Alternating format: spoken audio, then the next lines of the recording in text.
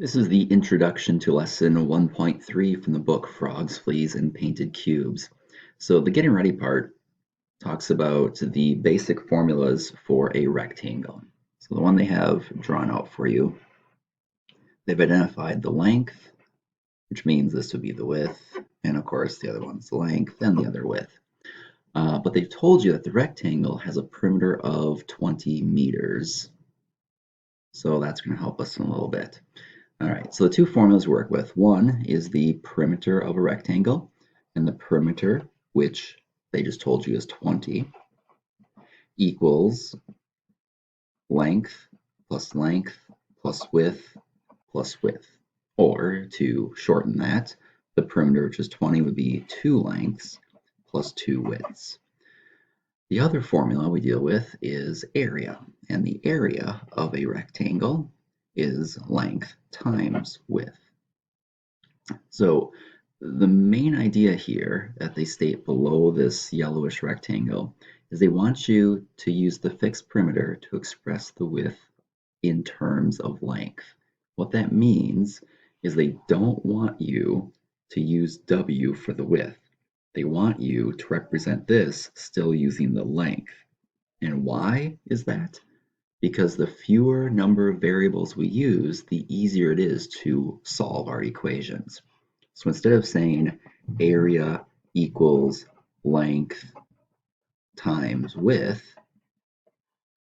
these are two different variables. If we can have it as one variable, it'll just make things easier.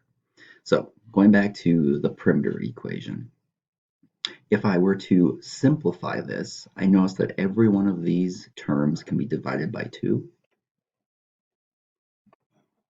What that tells me is now 10, or half of my perimeter, is going to equal half of my lengths, so that's 1 length, plus half of my widths, and half of 2 widths means you have 1 width. So this is my perimeter formula for my example in this problem. All right, so how do I rewrite this so I don't have W for my width? How do I make it length? And what I do is I actually isolate the variable. So I'm going to rewrite that down here. I'm going to get W by itself. So I'm going to subtract length from both sides. That gives me a 0 pair. I'm now left with the width is equal to 10 minus the length.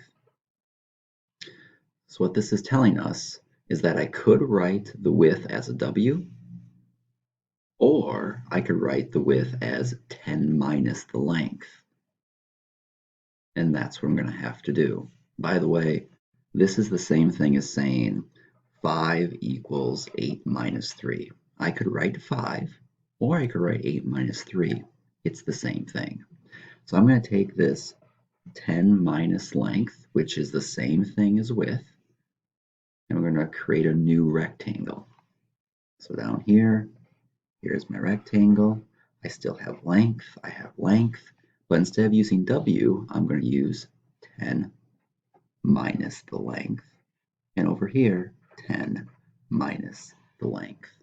So now if I were to calculate the area of this rectangle, I could say, well, area equals length times width, or area equals length times 10 minus the length. So instead of using the W, I used 10 minus length. And now what I have is an equation with just one variable, not the 2 variables like I have above it. So then I can go ahead and distribute. Area equals L times 10 is 10L, or 10 lengths. L times negative L is negative L squared. And this right here is my equation to find the area of my rectangle. So now what you're going to have to do is use this idea, but apply it to this lesson. So it's going to have, or it's going to tell you that the perimeter of our new rectangle is 60. Eventually, what is the equation going to be? And make sure you write everything in terms of L. So your W should be completely gone. When it says use a calculator or to make graphs, feel free to use Desmos. And I'm only going to assign problem A 1 through 5 and problem B just number 1. Thank you.